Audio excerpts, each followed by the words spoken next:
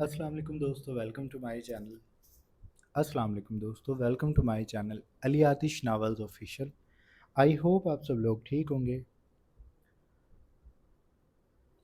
सितमगर की सितमगरी अर्ज कलम अली आतिश किस्त नो बाब माजी। रात का अंधेरा उन रोशनियों को देख रहा था जो ज़मीन पर बिखरी थी। गाड़ी के उकब नुमा शीशे से वो सीमा को देखता रहा था। उसकी निगाहें इतनी मोहतात होती थी कि कहराम को अंदाज़ा ही नहीं हुआ कि वो क्या देख रहा है, और कौन जान सकता था कि वो क्यों देख रहा है। जब गाड़ी आइसक्रीम पार्लर के सामने रुकी तो बिया ने दरवाज़ा ऐसे खोला जैसे उसे धकेल कर बाहर फेंका गया हो। वो इतनी पुरजोश थी कि कहराम ने बेसाख्ता बिस्मिल्लाह पढ़ी थी। फिर गाड़ी का शीशा नीचे करके उसने नाराज़ी भरी आवाज़ में कहा, आराम से उतरते हैं बिया, तुम गिर सकती थी। बिया ने दुपट्टा सेट किया और उसे खिफत से देखा। सर को खुजाकर वो बस शाने उचका गई। तब तक सीमा भी बाहर आ गई थी और हादी भी। कहराम ने गाड़ी को पार्क किया और जब वो बाहर निकला तो दोनों बहनें साथ जुड़ी खड़ी थीं, जबकि हादी अलग थलग सा उनकी पुश्त को देख रहा था। तभी वहाँ परी वगैरह भी आ गई। उनकी गाड़ी में ड्राइवर, दादी, परी और नरमीन थी। परी के निकलते ही बिया उससे यूं मिली जैसे सदियों बाद मिली हो। फिर वो दोनों एक तरफ ऐसे हो गईं जैसे उन सब से उनका कोई ताल्लुक ही नहीं। उन दोनों का सबसे महबूब मशगला लोगों को देखना होता था, जो सड़क से गुजर रहे होते, जो गाड़ी में बैठे होते या जो चहलकदमी कर रहे होते। वो एक एक को देखती, फिर अंदाजे करती कि ये लगता है डेट के लिए आए हैं। वो शायद मियाँ बीवी हैं, लेकिन बीवी ज़्यादा प्यारी है, उसका शोहर अच्छा है। देख देख वो देख, दीदे ऊपर ना कर, परी की बच्ची वो देख लेंगे, ऐसे ही देख। हाँ, परी बड़ा सा हाँ करती। साथ ही उसकी नज़र किसी और पे पड़ती तो वो बिया का हाथ थाम कर कहती, मेरे बिल्कुल पीछे देख। बगैर कुछ जाहिर किए वो लड़का, परी इशारतन कहती। बिया पूछती, वो जो जीन्स में है, नीली जीन्स वाला? परी तायद करती, हाँ वही। उसके साथ लड़की देख कितनी मॉडर्न है, लड़का अमीर लगता है। बिया को उसकी बात से इत्तफाक ना होता। शक्ल से तो नहीं लग रहा, परी समझदारी से कहती। पाकिस्तान के 75% अमीर शक्ल से यतीम लगते हैं, और जो हकीकतन गरीब हों वो शक्ल से अमीर लगते हैं और पर्स से गरीब। बिया की नॉलेज में इजाफा होता। ऐसे ही इजाफे वो परी की नॉलेज में भी किया करती थी। अब भी वो दोनों खड़ी सबको ताड़ रही थी। एक दूसरे का हाथ पकड़कर वो बड़ी खुश थी। सीमा दादी के पास चली गई थी। दादी हादी को ऊपर से नीचे तक देख रही थी। ये है तुम्हारा कज़न? उन्होंने सीमा से पूछा तो उसने सर हिला दिया। तभी हादी पलटा। उसने दादी को सलाम किया। दादी मुस्कुराकर उसके सर पर हाथ फेरने के बाद बोली, देखने से तो शरीफ लगता है। उन्होंने अंदाज़ा लगाया था। नरमीन ने उन्हें नरमी से टोका, दादी यूँ ना देखे, वो क्या सोचेगा? दादी ने सर को झटका, क्या सोचना, ज़्यादा से ज़्यादा यही सोच लेगा कि बुढ़िया अपनी भेड़ें फ़रोख्त करना चाहती है। नरमीन को उनकी बात पे करंट लगा। दादी कैसी बातें कर रही हैं आप भी? हमें क्यों भेड़े कहा? हम क्यों भेड़े हुई? दादी ने मुस्कान दबाई। हाँ, ब्रैलर मुर्गियों को भेड़ें करार देना सरासर नाइंसाफ़ी है। नरमीन ने उन्हें नाराज़ी से देखा। दादी आप भी ना? दादी लड़कियों में आकर अपनी उम्र से बहुत कम हो जाती थी। उन्हीं की तरह चिल माहौल में रहती, इतनी कूल हो जाती कि नरमीन और सीमा तो कांप कांप जाती थी उनकी बातों से। तभी नरमीन ने सीमा को कहा, भाभी, वैसे आपका कज़न करता क्या है? नरमीन ने बस वैसे ही पूछा था। दादी ने उसे छेड़ा, पूछ लेती हूँ आकर, ये बातें बड़े ही करते हैं। नरमीन ने झिरझिरी ली। अल्लाह अल्लाह दादी, इतनी बड़ी बातें ना बनाए। मैंने यूं ही पूछ लिया था। दादी ने अनजा बनकर कहा, हाँ वो भी यूं ही सबको कुनखियों से देख रहा है।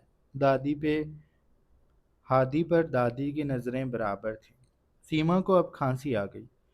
वो ऐसा ही है दादी, ऐसे ही देखता है सबको, जैसे किसी और दुनिया में आ गया हो या हम किसी और दुनिया की हों। سیما نے اپنی پیٹھ اس کی جانب کر لی تھی۔ پھر اس نے نرمین کے سوال کا جواب دیا۔ والد کی ڈیتھ ہو گئی ہے، اپنی والدہ کے ساتھ رہتا ہے، اکلوتا ہے اور اپنے ابو کا کاروبار سنبھالتا ہے۔ ان کی زمینیں ہیں جن کی سبزیاں امپورٹ کرتا ہے، اچھا کماتا ہے۔ دادی نے ٹہوکا دیا۔ یعنی لڑکا ہر صورت مناسب ہے، نہ نند نہ دیورانی جیٹھ کا جھنجٹ، سسر تو ویسے ہی اللہ کے پاس ہے، اب بچی ساس، وہ کتنا ہی جی لے گی۔ یعنی کل ملا کر لڑکا آئیڈیل ہے۔ نرمین نے انہیں کھا جانے والی نگاہوں سے دیکھا۔ میں دادا کو جا کر بتاؤں گی۔ آپ کیسی کیسی باتیں کر رہی ہیں؟ دادی نے ناک سے مکھی اڑائی۔ میں بڑا ڈرتی ہوں تمہارے دادا سے، وہ مجھ سے ڈرتے ہیں۔ یہ سر یوں ہی چٹا نہیں کیا، پہلے ان کی مانی، اب اپنی منواتی ہوں۔ نرمین بس دانت کچکچا کر رہ گئی۔ کہرام ہادی کو لے کر پارلر کے اندر داخل ہو گیا تھا۔ وہ لوگ باہر رکھی کرسیوں پر ہی بیٹھ گئی تھی۔ کہرام اور ہادی وہاں سب کے لیے آئس کریم لے آئے تھے۔ بی اور پری کی الگ 1.5 اینٹ کی مسجد بنی ہوئی تھی، اور وہ ایسے لوگوں کو دیکھ رہی تھی جیسے انہوں نے ابن آدم پر کل اسائنمنٹ جمع کروانی ہو۔ دادی آئس کریم کے آتے ہی بڑے انہماک سے اسے کھانے لگی تھی۔ جب وہ آئس کریم کھاتی تھی زمانے سے کٹ جاتی تھی۔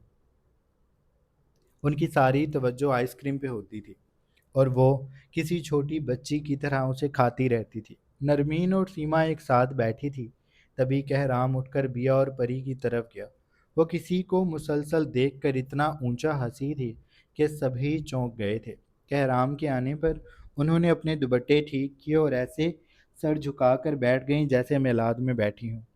تم دونوں نے مار کھانی ہے، بیا نے سر دائیں بائیں ہلایا اور معصومیت سے چہرہ اٹھا کر کہرام کو دیکھا۔ نہ، ابھی بس آئس کریم کھانی ہے۔ کہرام نے سینے پہ ہاتھ باندھ کر سر ہلایا۔ گڈ، اب مجھے آواز آئی تو مار پڑے گی۔ بیا نے سر کو یوں خم دیا جیسے بادشاہ سلامت کے سامنے داسی دیا کرتی ہے۔ کہرام بس انہیں دیکھ کر رہ گیا تھا۔ اس کے جانے کے بعد بیا نے نرمین کے گھٹنے پہ چٹکی بھری تو وہ تل ملا گئی۔ میسنی کہیں گی، اس نے کہا، اور آئس کریم کو کھا کر جب سب لوگ فارغ ہو گئے کہرام پیمنٹ کرنے چلا گیا۔ دادی، نرمین اور پری اپنی گاڑی میں بیٹھ گئی تھی۔ بیا پری کی وغیرہ کی گاڑی کے پاس کھڑی ابھی تک پری سے باتیں کر رہی تھی۔ سیما اپنی گاڑی کے پاس کھڑی کہرام کا انتظار کر رہی تھی، اور وہ کسی کو مسلسل اپنی پشت دیکھتے بھی محسوس کر رہی تھی۔ تبھی ہادی نے گلا کھنکارا، سیما! اس نے بڑے امان سے اس کا نام لیا تو سیما کا دل بیٹھ گیا۔ اس میں ہمت نہیں ہوئی کہ پلٹے، لیکن ہادی میں پتہ نہیں کہاں سے اتنی ہمت آ گئی کہ اس نے سیما کو وہ کہا جس نے سیما کو ساکت کر دیا تھا۔ وہ ایسے پلٹی جیسے اس کے پیچھے کہیں سیلاب آ گیا ہو، اور وہ سفید پڑتے چہرے سے اسے اپنی طرف آتا دیکھ رہی تھی، جو اسے بہا لے جائے گا۔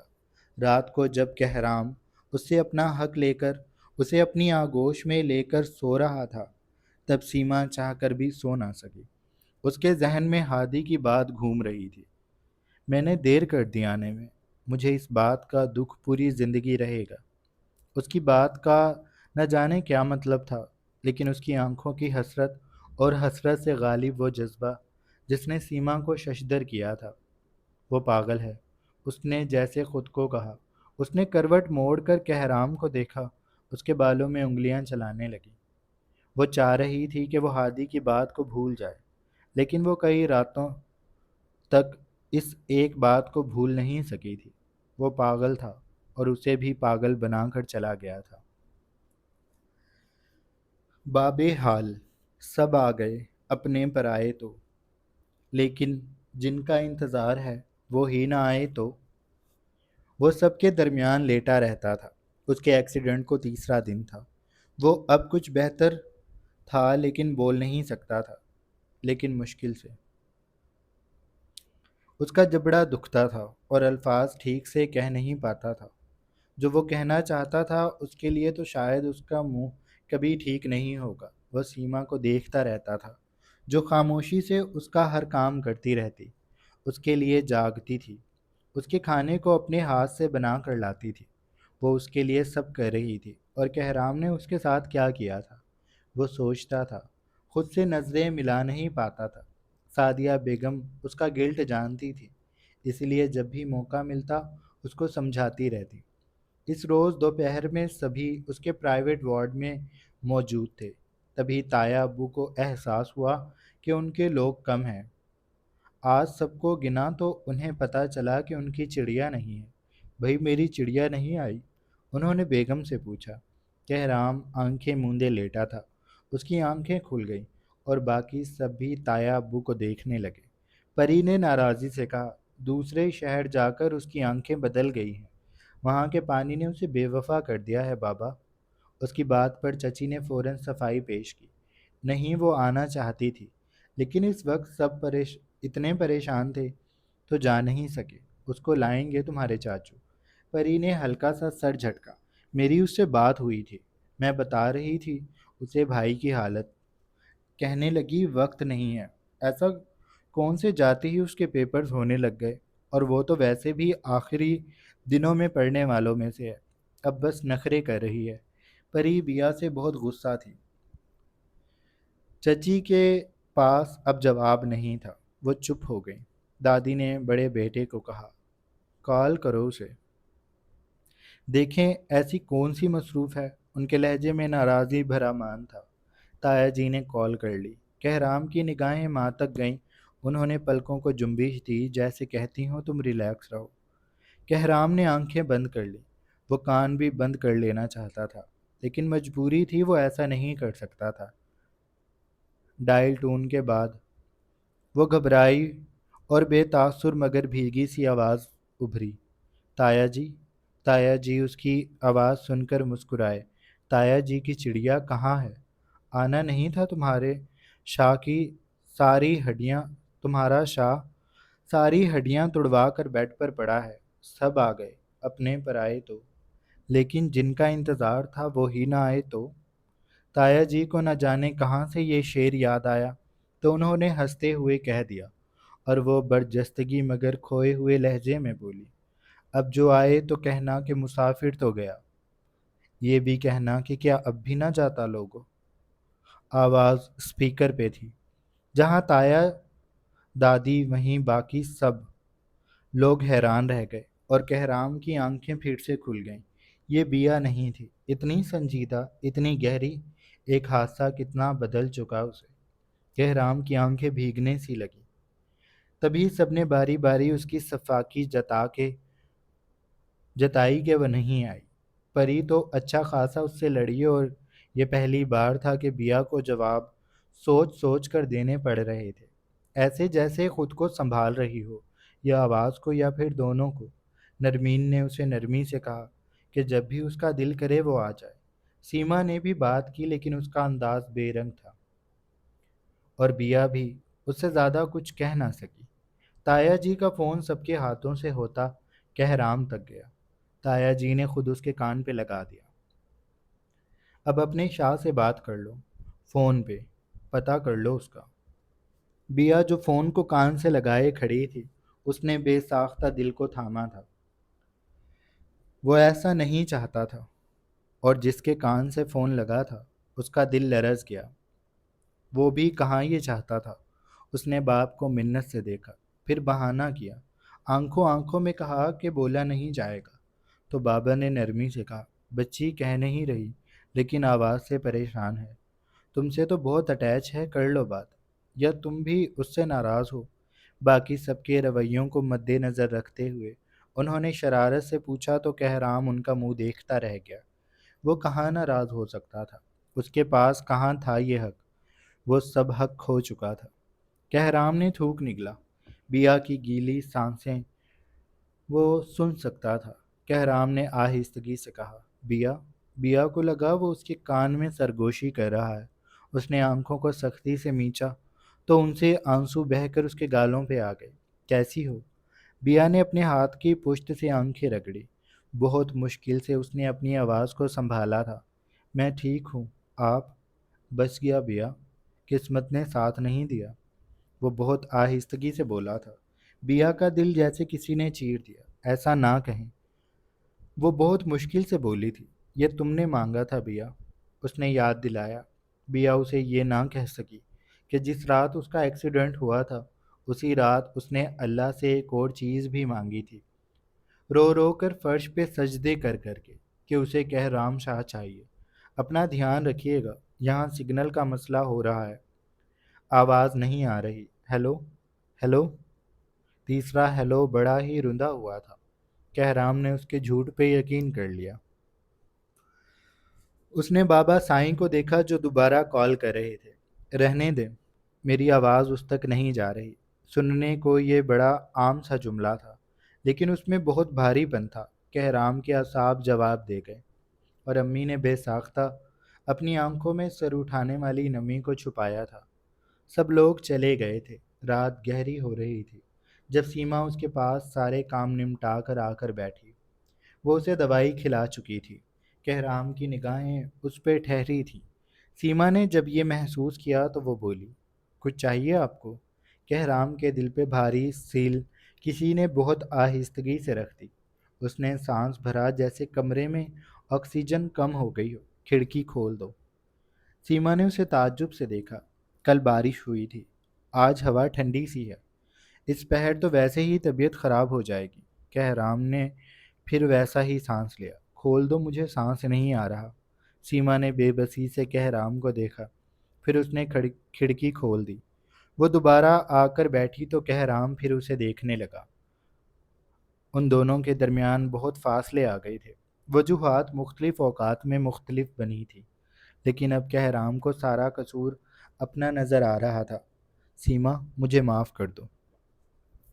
سیما کا ارمان پورا ہوا۔ اس نے بہت پہلے کبھی سوچا تھا کہ کہرام کے منہ سے معافی جیسے الفاظ کیسے لگیں گے۔ اس نے آج سنے تو اسے یقین نہ آیا۔ اسے ایک دم سے اپنا آپ معتبر لگا، اپنا مقام بہت بلند لگا، لیکن وہ اس کی وجہ جاننا چاہتی تھی۔ یہ آپ کیا کہہ رہے ہیں اور کیوں؟ کہرام کاش کروٹ لے پاتا تو وہ اس سے رخ موڑ کر سب سچ کہہ دیتا، لیکن وہ رخ نہ موڑ سکا۔ اسے سیما کو دیکھتے رہنا تھا، اور دیکھتے دیکھتے اسے سب سچ بتانا تھا، اور پھر دیکھتے ہی دیکھتے اس کے لب ہلنے لگے۔ وہ سب کہتا چلا گیا، کاش میں تمہارے سامنے ہاتھ جوڑ سکتا، کاش میں اس وقت اپنے ہاتھ روک سکتا، کاش بیا اپنے ہاتھوں سے میری جان لے لیتی، کاش کاش۔ اس کی ہر بات ایک حسرت تھی، اور ان ساری حسرتوں میں موت کی حسرت بڑی نمایاں تھی، اور سیما تو سن کر مر چکی تھی۔ اس کا رنگ سفید پڑ گیا تھا، جسم سے سارا خون نچڑ گیا تھا، یا اس پہ برفیلا پانی گرا دیا گیا تھا۔ وہ بس کہرام کو دیکھ رہی تھی، جو بچوں کی طرح رو رہا تھا، جو روتا ہی جا رہا تھا، جو بس معافی مانگ رہا تھا۔ معافی، سیما مجھے معاف کر دو، سیما مجھے معاف کر دو، سیما بیا کو کہو مجھے معاف کر دے، وہ تمہاری مانگتی ہے، وہ تو آپ کی مانا کرتی تھی، وہ تو آپ کو مانا کرتی تھی۔ سیما نے مدھم کھوئی ہوئی آواز میں کہا، پہلے ہوتا ہوگا، لیکن میں اب تو میری شکل بھی نہیں دیکھنا چاہتی۔ میں بھی ایسا ہی چاہتا ہوں کہ وہ مجھے کبھی نہ دیکھے۔ میں یہاں اس لائق رہا ہوں سیما، اسے کہو گی؟ اس نے امید سے پوچھا۔ سیما نے چہرہ جھکا لیا۔ اس کے ہاتھ کانپ رہے تھے۔ کچھ اور بھی تھا جو اس کے کانوں میں سنائی دے رہا تھا۔ وہ تمہیں نہیں چاہتا، وہ تمہاری بہن کو چاہتا ہے۔ تم اندھی ہو۔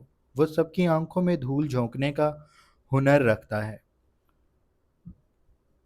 بیوی کو چھوڑ چھوڑ کر وہ اسے ایسی اہمیت دیتا ہے، ایسے لاڈ لڑاتا ہے جیسے وہ اس کی بیوی ہو۔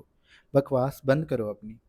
سیما چلائی تھی، میں تو چپ ہو جاؤں گا، لیکن تم اپنے گھر میں سب کچھ اب اپنی آنکھیں کھول کر دیکھنا، اور میں غلط ہوں تو میری جان لے لینا، لیکن اگر میں سچا ہوا تو۔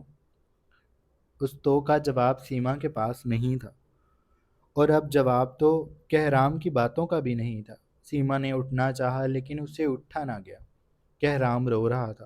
وہ بہت ہمت کر کے وہاں سے اٹھی تھی۔ جب وہ کمرے سے نکلنے لگی اس نے رک کر کہرام کو دیکھا تھا۔ میں سب دیکھ کر بھی بے وقوف بنی رہی۔ وہ صحیح کہتا تھا، تم ایک گدھ ہو جس کی نظر بیا پہ تھی، لیکن تم اس کا نام مجھ سے پہلے اس لیے نہیں لے سکے کیونکہ خاندان میں تمہارا امیج خراب ہو جاتا۔ اپنے سے سالوں چھوٹی کو مانگ لیا، اس لیے تم نے مجھے پھنسایا اور اسے بھی پھنسا لیا۔ اب تم دونوں کو چکھ چکے اور تم چاہتے ہو میں تمہارا اس گندگی میں ساتھ دوں۔ تم معافی چاہتے ہو، تمہیں معافی نہیں ملے گی کہرام شاہ۔ تم رہتی زندگی ایسے ہی تڑپو گے، ایسے ہی رہو گے، تمہیں کبھی خوشیاں نہیں ملیں گی۔ تم مرنا چاہو گے تو بھی نہیں مرو گے۔ تم ایک گھٹیا انسان ہو۔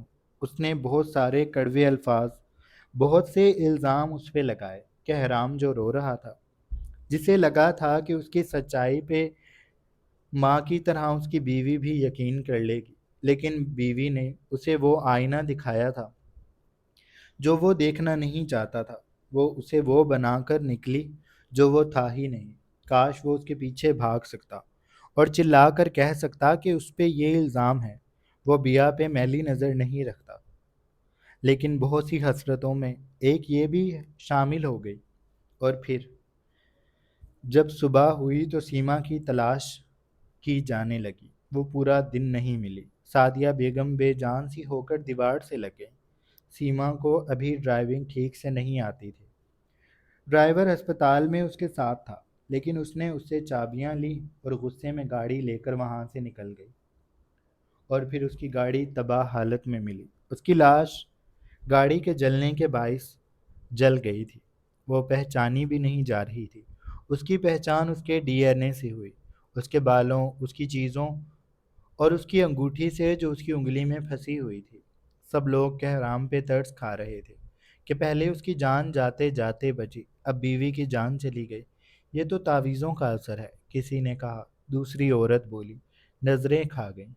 تیسری عورت سیما کے کفن میں لپٹے وجود کے پاس بیٹھی بیا کو سمیٹ کر بولی، کیسی پیاری جوڑی تھی، میاں بیوی کی بھی اور بہنوں کی بھی۔ بیا خاموشی سے بہن کو دیکھتی رہی، جس کا چہرہ چھپایا گیا تھا۔ کہرام شاہ اسے کاندھا نہیں دے سکتا تھا، وہ چلنے پھرنے لائق نہیں تھا۔ بیا نے اس بات کا شکر ادا کیا تھا کہ اس کی بہن اس مرد کے سہارے نہیں جائے گی۔ وہ بالکل نہیں روئی تھی، نہ اسے رونا آ رہا تھا، اسے بس نفرت محسوس ہو رہی تھی۔ اسے کہرام کی باتیں، اس کی ساری باتیں یاد تھیں۔ وہ اس کی بہن کو طلاق دے دے گا، اس کی بہن طلاق پہ نہیں مانی ہوگی تو اس نے اسے مروا دیا۔ کیسی بھیانک موت دی ہے کہرام نے اس کی بہن کو۔ لیکن وہ کہرام کو اب اس کے مقصد میں کامیاب نہیں ہونے دے گی۔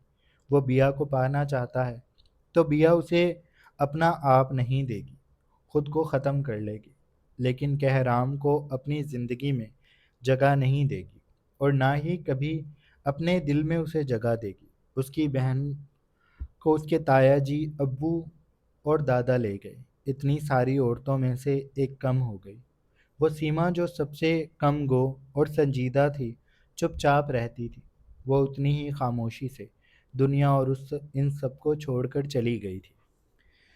جاری ہے۔ سو جناب، یہ تھی ہماری آج کے ایپیسوڈ۔ آئی ہوپ آپ لوگوں کو اچھی لگی ہوگی۔ اگر آپ کو قسط اچھی لگی ہے تو آپ چینل کو لازمی سبسکرائب کر لیں، بیل آئیکن کے بٹن کو بھی پریس کر لیں۔ اپنا ڈھیر سارا خیال رکھیے گا۔ بہت جلد ایک نئی قسط کے ساتھ حاضر ہوں گے۔ اللہ حافظ۔